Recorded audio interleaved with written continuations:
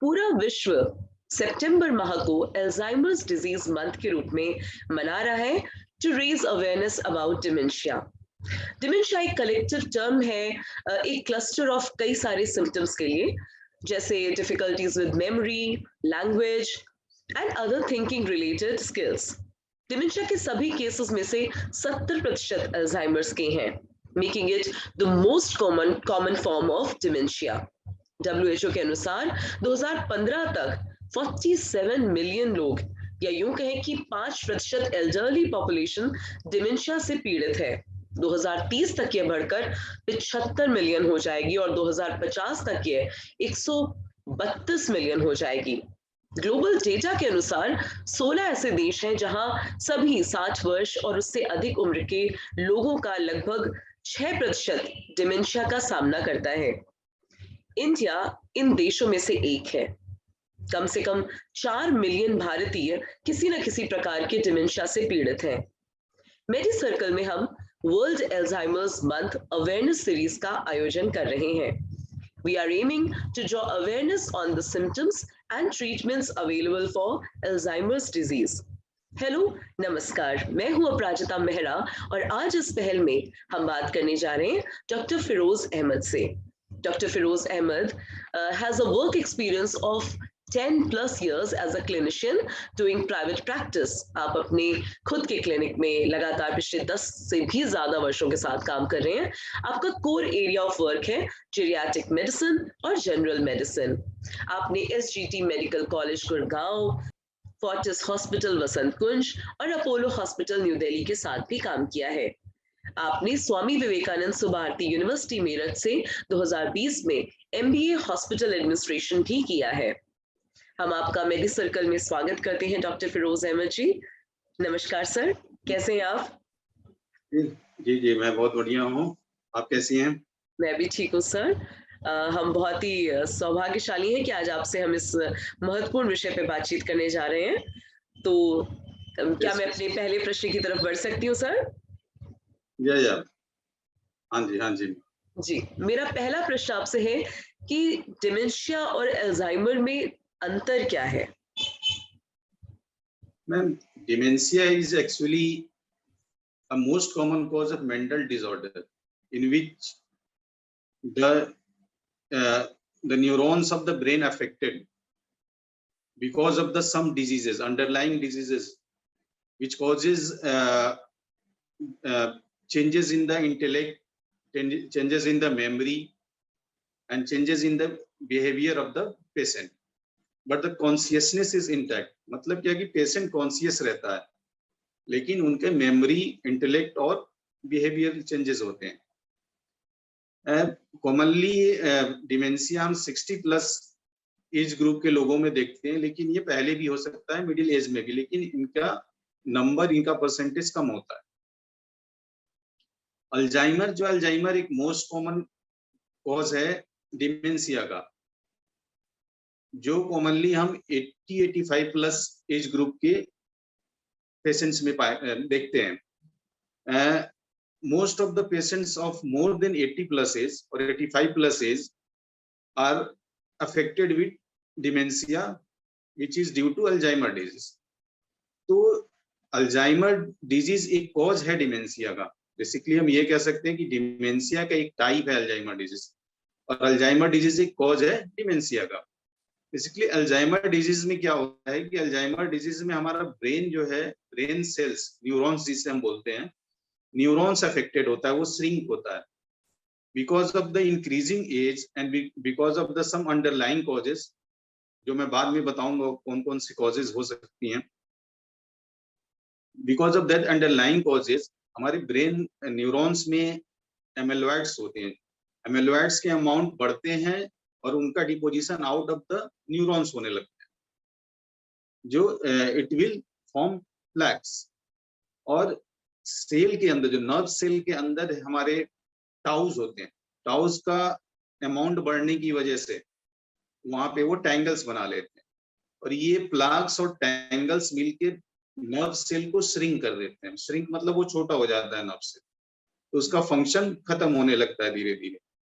जो nerve synapsis होते हैं हमारे पास, साइनेप्सिस मींस दो नर्व सेल्स आपस में जहाँ पे मिलते हैं, मतलब जो ट्रांसफर ऑफ इंफॉर्मेशन होता है और स्टोरेज ऑफ इंफॉर्मेशन होता है, तो ये जो हमारे साइनेप्सिस हैं वो भी अफेक्टेड हो जाते हैं, बिकॉज ये जो हमारे साइनेप्सिस जो काम करती हैं ये एसिटाइल कोलिन की वजह से काम करते हैं, और एसिटाइल कोलिन का लेवल भी धीरे धीरे डिक्रीज होने लगता है।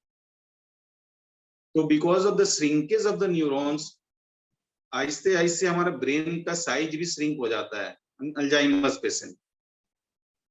लेकिन हम पहले अभी डिमेंशिया को देखते हैं। डिमेंशिया में क्या रहता है कि डिमेंशिया एक ग्रुप ऑफ डिजीज है, एक group of disease, it's not a single cause. Approx more than 70 causes अब तक पाए गए हैं जो डिमेंशिया कॉज करते हैं, जिनमें मोस्ट कॉमन कॉज है आपके like infection of the brain. Infection of the brain में हो गया मेनिंजाइटिस, हो गया आपका इनकेफेलाइटिस होता है, या फिर एड्स के पेशेंट हो गए। अदर कॉजेज होते हैं nutritional deficiency, like deficiency of vitamin B6, deficiency of vitamin B12, deficiency of vitamin D3, या वैसे पेशेंट जिनमें अर्ली हिस्ट्री होते हैं डिप्रेशन के, अर्ली एज में डिप्रेशन की हिस्ट्री है, वो भी प्रोन होते हैं डिमेंशिया के after the age of 60 years या फर्दर ओल्ड एजेस में। जी। ब्रेन इन्फार्क्ट्स और एनी हेड इंजरी, पहले कोई हेड इंजरी हुई हो या ब्रेन में इन्फार्क्ट्स बने। इन्फार्क्ट्स मींस होता है ब्रेन में ब्लड क्लॉट का बनना, जो क्या करता है हमारे ब्रेन एरिया को अफेक्ट करता है, उनका ब्लड सप्लाई डिक्रीज हो जाता है दैट एरिया में, और वो ब्रेन सेल्स डैमेज होने शुरू हो जाते हैं। फिर आपका renal failure in patients of liver diseases, chronic liver diseases, वैसे लोग जिनको थायराइड का प्रॉब्लम होता है, हाइपोथायराइडिज्म के केसेस, वैसे लोग जिनकी फैमिली हिस्ट्री होती है डिमेंशिया की या अल्जाइमर डिजीज की, those patients are more prone to dementia in later stages. Alright, तो अल्जाइमर नहीं कंटिन्यू करिए सर, प्लीज कंटिन्यू करिए। मुझे लगा आपने विराम दिया है। जी बताइए। अल्जाइमर डिजीज जो है, आपने जैसे बताया कि मोर देन अप्रोक्स या more than 70% of population of 85 plus year of age are affected। वैसे लोग जो 80 या 85 प्लस एज क्रॉस करते हैं उनमें 70% लोगों को अल्जाइमर डिजीज होता है। तो Alzheimer disease is a type of dementia, उसे हम अल्जाइमर डिमेंशिया बोलते हैं। तो बेसिकली आपके डिमेंशिया के सारे कैरेक्टरिस्टिक्स होते हैं अल्जाइमर डिजीज पेशेंट में, लेकिन एडिशनली इनमें क्या रहता है, न्यूरोनल लॉस होता है, मतलब नर्व सेल्स लॉस कर रहे हैं, वो डैमेज। आपको पैथोफिजियोलॉजी उसका बताया कि कैसे प्लाक्स और टैंगल्स के फॉर्मेशन से न्यूरॉन्स अफेक्टेड होते हैं, वो धीरे धीरे श्रिंकेज हो जाता है, वो कॉन्सिक्वेंटली ब्रेन को भी श्रिंक करते हैं, मतलब size of the brain decreases. जी ठीक है। तो जब ब्रेन अफेक्टेड होता है अल्जाइमर डिजीज में, तो हिपोकैम्पस एक एरिया होता है हमारे ब्रेन में। हिपोकैम्पस का मेजर रोल होता है मेमोरी फॉर्मेशन में। तो सबसे पहला जो अफेक्टेड एरिया होता है अल्जाइमर पेशेंट में, वो होता है आपका हिपोकैम्पस। तो हिपोकैम्पस अफेक्टेड होने की वजह से मेमोरी सबसे पहले अफेक्ट होता है इन अल्जाइमर पेशेंट। ठीक है। इसके बाद से आपके क्या होंगे, अदर धीरे धीरे other parts of the brain भी अफेक्टेड होते हैं, जिसमें बिहेवियरल चेंजेस, डेली एक्टिविटीज, ये सारी चेंजेस आने शुरू हो जाते हैं। हमने कुछ वार्निंग साइंस बना रखे हैं जो हम लोगों को अवेयर करते हैं कि आप ये साइंस देखते हैं अगर किसी पेशेंट में, किसी भी पर्सन में, पेशेंट या एनी हेल्दी पर्सन, तो these are the warning signs of Alzheimer's. तो वार्निंग साइंस में एक तो आपका हो गया memory loss, difficulty in carrying daily activities, daily activities जो हम कर रहे हैं उसमें डिफिकल्टी हो रही है उनको, problem in language, disorientation to time place, मतलब उन्हें अभी क्या टाइम है, अभी दोपहर है या सुबह है ये नहीं पता चलता है, उसमें वो कंफ्यूज हो जाते हैं, कौन सी जगह पे अभी है वो कंफ्यूज हो जाते हैं पेशेंट। पुअर जजमेंट हो गया कि हमें रोड क्रॉस करना है तो रेड लाइट देखना है, ग्रीन लाइट देखना है, वो पुअर जजमेंट स्किल है। लेफ्ट साइड ऑफ रोड पे चलना है, ये सब जजमेंट में इम्पेयरमेंट होता है, चीजें कहीं रख के भूल जाना, चेंजेस इन मूड चेंजेस होना, बिहेवियर में चेंजेस आना, डिप्रेसिव एपिसोड देखना, एंजाइटी दिखना, एजिटेटेड हो जाना, सडन एजिटेशन हो जाना,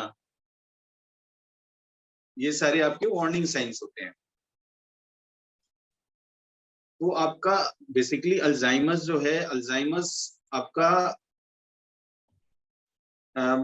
एक मोस्ट कॉमन फॉर्म है डिमेंशिया का। तो अल्जाइमर्स के लिए हमें अवेयरनेस सबसे ज्यादा जरूरी है, जो हम आगे बात करेंगे।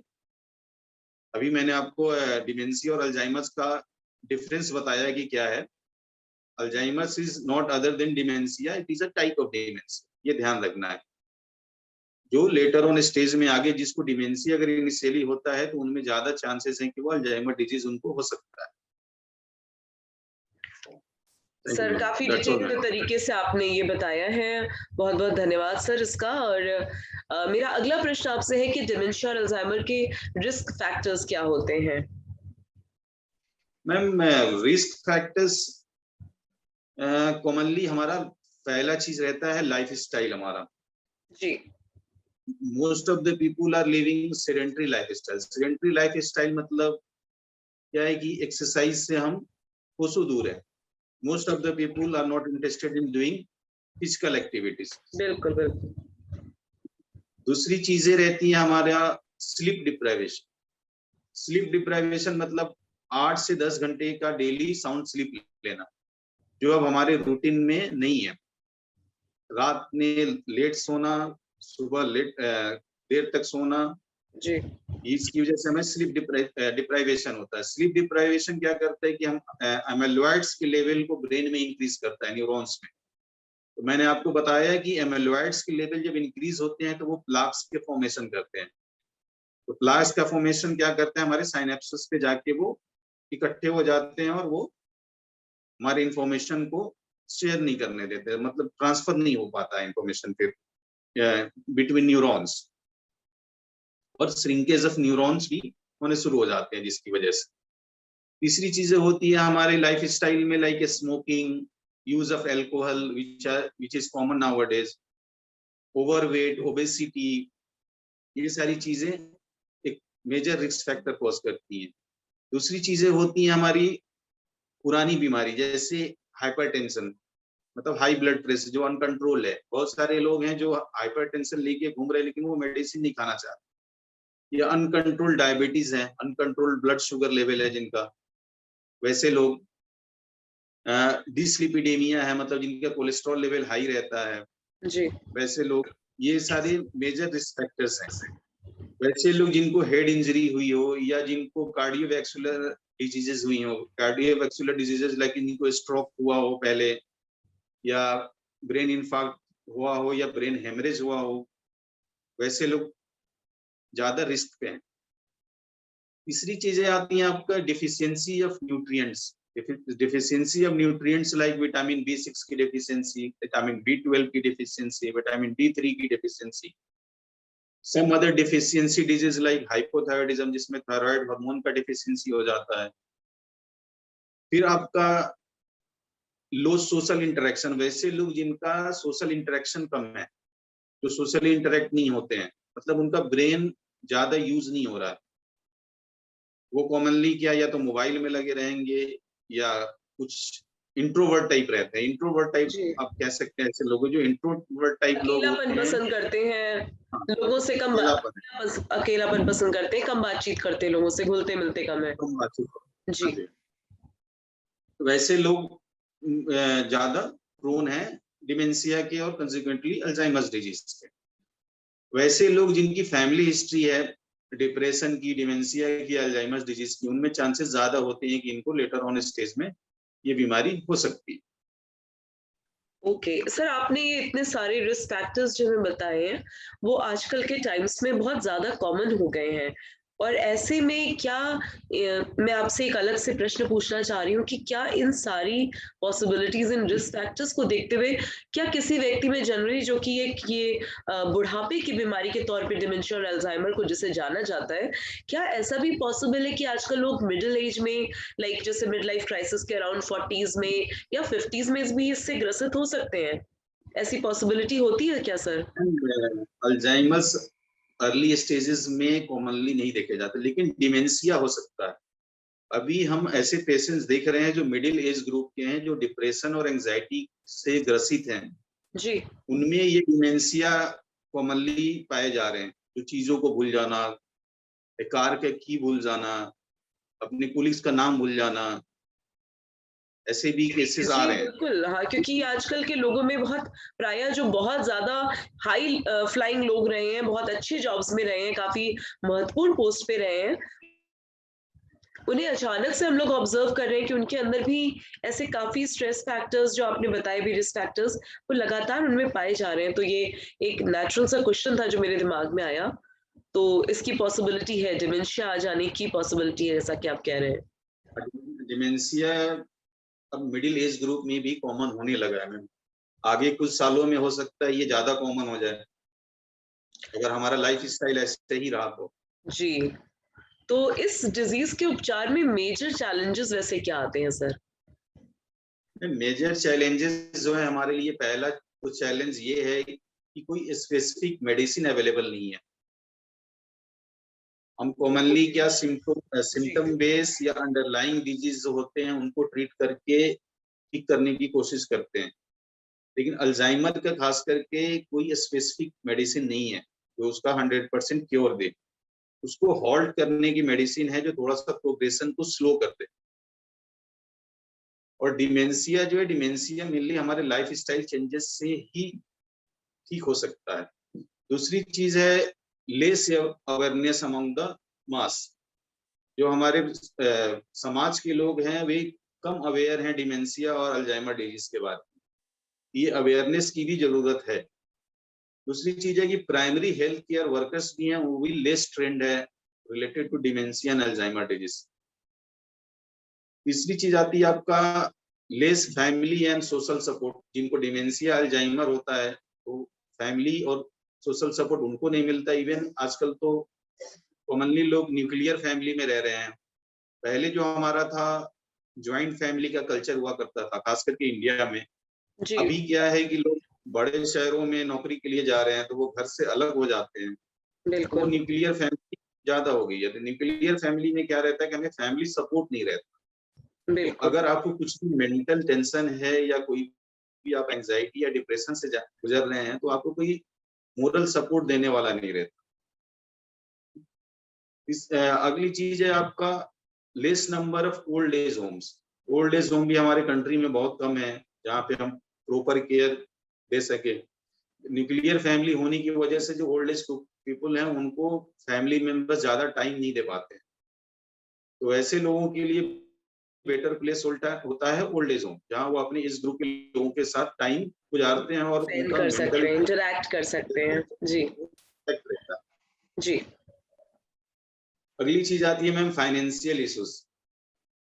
फाइनेंशियल इश्यूज ओल्ड एज में कॉमनली रिटायर्ड लोग जो होते हैं, अगर पेंशन नहीं मिल रहा है तो वैसे लोग फाइनेंशियल इश्यूज से ज्यादा गुजरते हैं। उनका ट्रीटमेंट नहीं हो पाता है सही से। उनका कुछ अगर डिजीज है, डायबिटिक है, हाइपरटेंसिव है, कोई हार्ट डिजीज है, कोई ब्रेन डिजीज है, ये सारी डिजीजेस के ट्रीटमेंट अगर सही समय पे नहीं हुआ तो ये क्या धीरे धीरे आपको डिमेंशिया और अदर मेंटल डिसऑर्डर्स कॉज करते हैं, जो जी। अल्टीमेटली आपको लेटर एज में अल्जाइमर्स भी कॉज करते हैं। ओके, तो इन डिज़ीज़ेज़ को कैसे ठीक कर सकते हैं? जो एक अंतिम प्रश्न बचता है मेरे पास सर। डिजीजेस को ठीक करने के लिए सबसे पहले तो हमें डिजीज ना हो उसके लिए काम करना है। उसके लिए सबसे ज्यादा जरूरी है लाइफ स्टाइल चेंजेस। हमारे लाइफ स्टाइल में चेंजेस है। पहला चीज होता है सोशल लाइफ आपका अच्छा हो।